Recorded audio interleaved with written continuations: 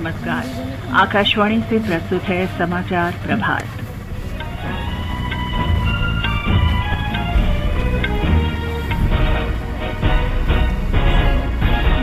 प्रधानमंत्री नरेंद्र मोदी 24,470 करोड़ रुपए से अधिक की लागत से 508 रेलवे स्टेशनों के पुनर्विकास का वर्चुअल माध्यम से शुभारंभ करेंगे। केंद्र सरकार ने 6,40,000 गांवों तक भारत नेट का विस्तार करने के लिए 1,39,500 करोड़ रुपए से अधिक का आवंटन किया। राष्ट्रपति द्रौपदी मुर्मू आज मद्रास विश्वविद्यालय के 165वें दीक्षांत समारोह को संबोधित करेंगी। उत्तराखंड, पूर्वी उत्तर प्रदेश, बिहार, सिक्किम और पूर्वोत्तर राज्यों में आज तेज से बहुत तेज बारिश की संभावना। एचएस प्रणॉय आज सुबह सिडनी में ऑस्ट्रेलिया ओपन बैडमिंटन टूर्नामेंट के सिंगल्स फाइनल में चीन के वेंग होंगयांग से खेलेंगे और 5 2020 क्रिकेट मैचों की श्रृंखला के दूसरे मुकाबले में भारत आज गयाना में वेस्टइंडीज के साथ खेलेगा। समाचार प्रभात के साथ मैं चंद्रिका जोशी। प्रधानमंत्री नरेंद्र मोदी आज वीडियो कॉन्फ्रेंसिंग से देश भर के 508 रेलवे स्टेशनों के पुनर्विकास की आधारशिला रखेंगे। अमृत भारत स्टेशन योजना के अंतर्गत 24,470 करोड़ रुपए से अधिक लागत से स्टेशनों का पुनर्विकास किया जाएगा।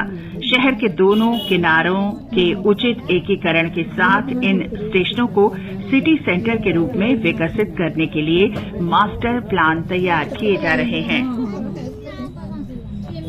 प्रधानमंत्री की कचरे से कंचन की अवधारणा के अंतर्गत कोयम्बटूर स्मार्ट सिटी मिशन ने दशकों से जमा कचरे को साफ करने तथा उससे आमदनी का बीड़ा उठाया है। हमारे संवाददाता ने बताया है कि स्मार्ट सिटी मिशन में लगभग 2,000 करोड़ रुपए मूल्य की सरकारी जमीन को भी कचरा मुक्त किया जाएगा। आधिकारिक आंकड़ों के मुताबिक कोयम्बटूर शहर में कई सालों से 15.5 लाख घन मीटर से ज्यादा कचरा जमा था। इस कचरे के पहाड़ के नीचे 650 एकड़ जमीन भी दबी हुई है। स्मार्ट सिटी मिशन लिमिटेड के महाप्रबंधक भास्कर श्रीनिवासन ने बताया कि पहले चरण में हमने 2.5 साल में करीब 9.5 लाख घन मीटर कूड़ा साफ करने का बीड़ा उठाया है। इससे 140 एकड़ बेशकीमती जमीन भी मुक्त कराई जा सकेगी। उन्होंने बताया कि अब तक 50 एकड़ जमीन से कचरा हटाया जा चुका है और बाकी जमीन भी जल्द ही कचरा मुक्त हो जाएगी। करीब 2,000 करोड़ रुपए की जमीन का इस्तेमाल आईटी पार्क, उद्योगों और अन्य विकास परियोजनाओं के लिए किया जाएगा। कोयम्बटूर में रोजाना 1100 टन कचरा निकलता है। भविष्य में कचरा जमा न हो इसके लिए कूड़ा उठाने वाले वाहनों की जीपीएस सिस्टम से निगरानी भी की जा रही है। संजीव शर्मा, आकाशवाणी समाचार, कोयम्बटूर। सरकार ने देश भर में 6,40,000 गांवों में भारत नेट के विस्तार के लिए 1,39,579 करोड़ रुपए आवंटित किए हैं। संचार मंत्रालय ने बताया कि भारत नेट की विस्तार परियोजना लगभग 2 वर्ष में पूरी की जाएगी। मंत्रालय ने कहा है कि देश की 60,000 ग्राम पंचायत गांवों में 8 महीने में प्रायोगिक परियोजना की सफलता के बाद विस्तार परियोजना शुरू करने का फैसला किया गया। संचार मंत्रालय ने बताया कि भारत नेट प्रायोगिक योजना में 1,94,000 गांवों तक पहुंचा है और अब तक 5,67,000 घरों में भारत नेट कनेक्शन सक्रिय है। मंत्रालय ने यह भी बताया कि विस्तार कार्यक्रम से लगभग 2,50,000 रोजगार भी उपलब्ध होंगे। राष्ट्रपति द्रौपदी मुर्मू आज चेन्नई में मद्रास विश्वविद्यालय के 165वें दीक्षांत समारोह को संबोधित करेंगी। इस अवसर पर कई अन्य कार्यक्रम भी आयोजित किए गए हैं। एक रिपोर्ट। नीलगिरी जिले के मुड्डुपलई तेप्पाकाडू हाथी शिविर को देखने के बाद राष्ट्रपति द्रौपदी मुर्मू चेन्नई पहुंच गई हैं, जहां वे मद्रास विश्वविद्यालय के 165वें दीक्षांत समारोह में शामिल होंगी। इसके बाद वे तमिलनाडु के राज्यपाल RN रवि द्वारा राजभवन में आयोजित कार्यक्रम में शामिल होंगी, जहां वे उस क्षेत्र के जनजातीय समूह के लोगों से मुलाकात करेंगी। बाद में वे महाकवि सुब्रमण्य भारतीयार की प्रतिमा का अनावरण करेंगी और राजभवन के दरबार हॉल का नाम बदल कर भारतीयार हॉल करेंगी। इस गरिमामयी अवसर पर राष्ट्रपति के सम्मान में राजभवन में एक सांस्कृतिक कार्यक्रम का आयोजन भी किया गया है। राष्ट्रपति मुर्मू तमिलनाडु के 2 दिन के दौरे पर हैं। चेन्नई से लीला मीनाक्षी की रिपोर्ट के साथ समाचार कक्ष से विजय लक्ष्मी कासोटिया। चंद्रयान ने चंद्रमा की कक्षा में सफलतापूर्वक प्रवेश कर लिया है। ये एक महत्वपूर्ण उपलब्धि है। अंतरिक्ष यान को बेंगलुरु में मिशन संचालन केंद्र से सफलतापूर्वक नियंत्रित किया गया था। अगस्त के पहले सप्ताह में चंद्रयान चंद्रमा के चारों ओर दीर्घ वृत्ताकार कक्षा में 5 से 6 परिक्रमाएं पूरी करेगा और फिर धीरे धीरे 100 किलोमीटर की गोलाकार कक्षा में पहुंच जाएगा। अगले 10 दिन में चंद्रमा के दक्षिणी ध्रुव क्षेत्र के भीतर एक निश्चित लैंडिंग स्थल निर्धारित किया जाएगा। ये समाचार आकाशवाणी से प्रसारित किए जा रहे हैं। समाचार प्रभात में आपका फिर स्वागत है। राष्ट्रीय स्वास्थ्य प्राधिकरण ने आयुष्मान भारत डिजिटल मिशन के अंतर्गत डिजिटल स्वास्थ्य प्रोत्साहन योजना की अवधि को इस वर्ष 31 दिसंबर तक बढ़ा दिया है। स्वास्थ्य मंत्रालय ने कहा है कि डिजिटल स्वास्थ्य प्रोत्साहन योजना में डिजिटल स्वास्थ्य रिकॉर्ड की संख्या और रोगियों के आयुष्मान भारत स्वास्थ्य खाते के नंबरों से संबंधित डिजिटल स्वास्थ्य रिकॉर्ड पर 4 करोड़ रुपए तक का प्रोत्साहन दिया जाता है। इस योजना में अस्पतालों और नैदानिक प्रयोगशालाओं तथा डिजिटल स्वास्थ्य सेवाएं प्रदान करने वालों को प्रोत्साहन दिया जाता है। गृह और सहकारिता मंत्री अमित शाह आज पुणे में केंद्रीय सहकारी समिति पंजीयक कार्यालय के पोर्टल का उद्घाटन करेंगे। इसका उद्देश्य समिति के कामकाज में कागज के उपयोग को पूरी तरह से बंद करना तथा बहुराज्यिक सहकारी समिति अधिनियम और नियमावली का स्वतः अनुपालन, कारोबारी सुगमता, डिजिटल संवाद और पारदर्शी प्रसंस्करण प्रक्रिया सुनिश्चित करना है। मंत्रालय ने बताया कि इस पोर्टल की मदद से आवेदनों और सेवा अनुरोधों पर समयबद्ध रूप में कार्रवाई की जा सकेगी। इसमें ओटीपी का उपयोग कर पंजीकरण किया जा सकेगा। नियमानुसार अनुपालन के लिए सत्यापन जांच की जा सकेगी। वीडियो कॉन्फ्रेंस के माध्यम से अपना पक्ष रखा जा सकेगा तथा पंजीकरण प्रमाण पत्र जारी किया जा सकेगा और इलेक्ट्रॉनिक संवाद भी आसान होगा। मंत्रालय के अनुसार इस कंप्यूटरीकरण परियोजना से बहुराज्यिक सहकारिता समिति के पंजीकरण में सहायता मिलेगी और उनका कामकाज आसान होगा।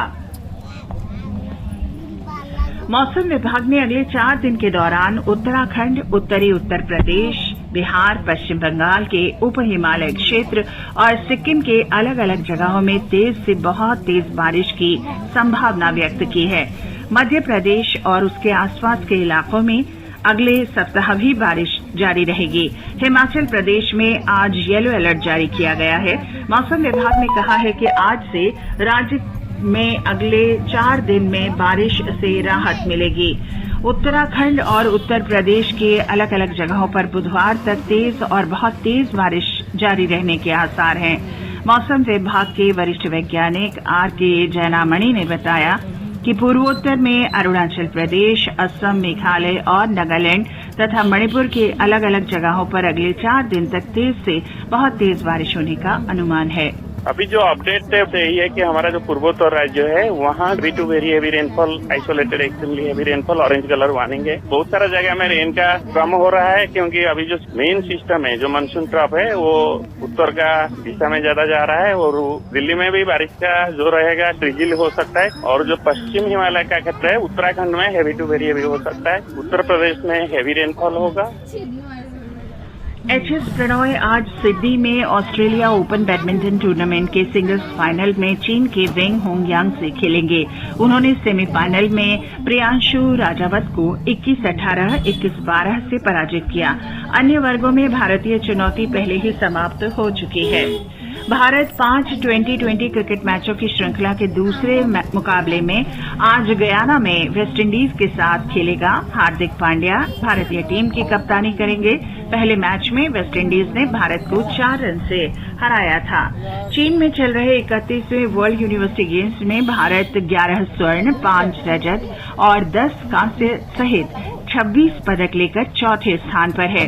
2 वर्ष पर होने वाला ये आयोजन कोविड के कारण वर्ष 2021 में नहीं हो सका था। भारतीय खेल प्राधिकरण साई ने चीयर फॉर इंडिया अभियान के अंतर्गत एक लघु फिल्म श्रृंखला हल्ला बोल की शुरुआत की है। इसका उद्देश्य हांगचू एशियाई खेलों के लिए जाने वाले एथलीटों को प्रोत्साहित करना और इन खेलों के लिए जागरूकता फैलाना है।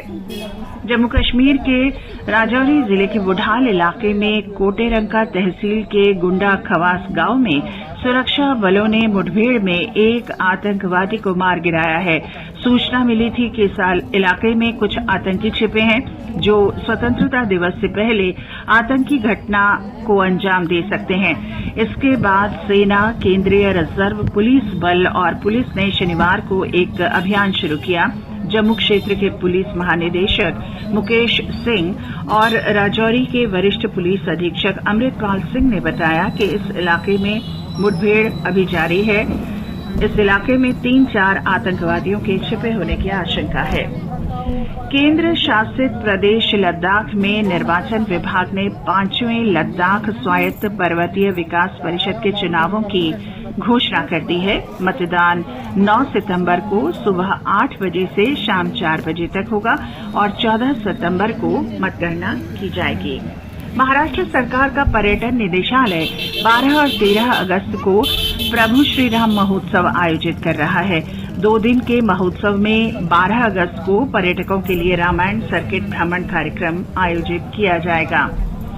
हैदराबाद का ऐतिहासिक चार मीनार कल शाम तिरंगे की रोशनी में जगमगा उठा। संस्कृति मंत्री जी किशन रेड्डी ने हैदराबाद में आयोजित एक भव्य समारोह में इसकी शुरुआत की। उन्होंने कहा कि अब चार मीनार में शाम के समय रोशनी होगी। संस्कृति मंत्रालय के राष्ट्रीय संस्कृति कोष की परियोजना के अंतर्गत चार मीनार में रोशनी की व्यवस्था की गई है। इस परियोजना को इंडियन ऑयल फाउंडेशन और भारतीय पुरातत्व सर्वेक्षण के सहयोग से कार्य रूप दिया गया है। ये समाचार हमारी वेबसाइट news.air.gov.in/hindi पर भी उपलब्ध है। और अब आज के समाचार पत्रों की सुर्खियों के साथ हैं नईमा सर। धन्यवाद चंद्रिका। आज प्रकाशित अखबारों ने चंद्रयान के चंद्रमा की कक्षा में सफलतापूर्वक प्रवेश करने को सुर्खियों में दिया है। समाचार पत्रों ने रोचक शीर्षक भी दिए हैं। दैनिक भास्कर लिखता है, चांद की चौखट पर पहुंच गए हम। देशबंधु के शब्द हैं, चांद की कक्षा में लगाई छलांग। इस महत्वपूर्ण उपलब्धि को विस्तार से देते हुए दैनिक जागरण ने लिखा है, इसरो ने ट्वीट कर जानकारी दी कि चंद्रयान 3 का अगला ऑपरेशन 6 अगस्त 2023 को रात्रि लगभग 11 बजे के लिए निर्धारित है। अखबारों ने लिखा है, चंद्रयान 23 अगस्त के आसपास चंद्रमा पर सॉफ्ट लैंडिंग का प्रयास शुरू करेगा।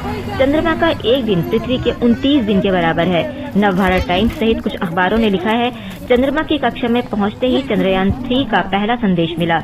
इसरो ने बताया कि चंद्रयान ने जैसे ही चांद की कक्षा में प्रवेश किया, उसे संदेश भेजा, चंद्रमा का गुरुत्वाकर्षण महसूस हो रहा है।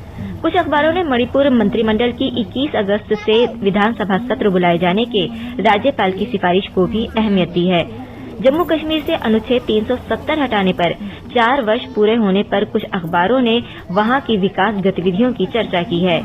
दैनिक ट्रिब्यून ने सिख रेजिमेंट को मिले अग्निवीर शीर्षक के पासिंग आउट परेड के दौरान मार्च पास्ट करते जवानों के चित्र के नीचे लिखा है, रामगढ़ में शनिवार को अग्निवीरों के पहले बैच की पासिंग आउट परेड हुई।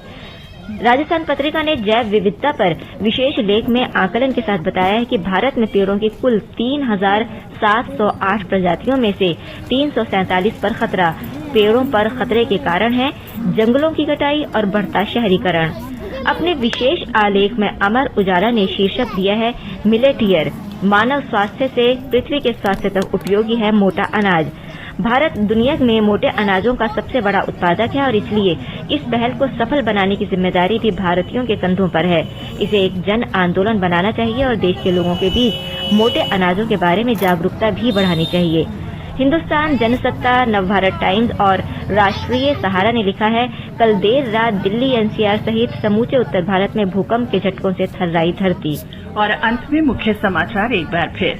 प्रधानमंत्री नरेंद्र मोदी 24,470 करोड़ रुपए से अधिक लागत से 508 रेलवे स्टेशनों के पुनर्विकास का वर्चुअल माध्यम से शुभारंभ करेंगे।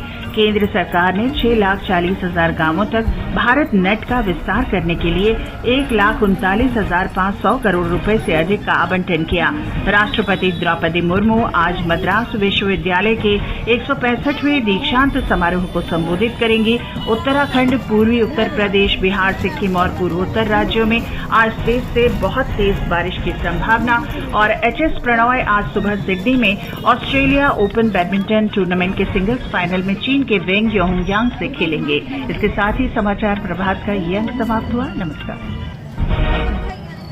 नमस्कार। आकाशवाणी से प्रस्तुत है